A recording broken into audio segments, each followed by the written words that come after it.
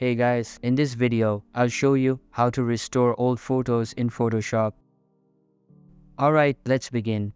The first thing you need to do is simply open the Adobe Photoshop application on your PC and make sure it is updated to the latest version available. After that, sign into your account and you will be redirected to this type of page. Here, locate the image you would like to restore and open it up. I will try to restore this image right here as it has a fair number of scratches and missing details.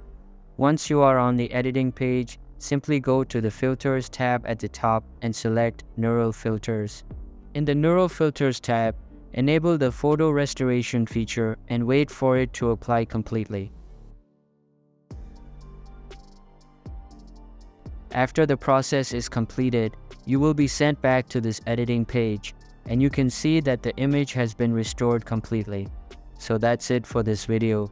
If you find this helpful, consider subscribing and giving this a big thumbs up. Thanks.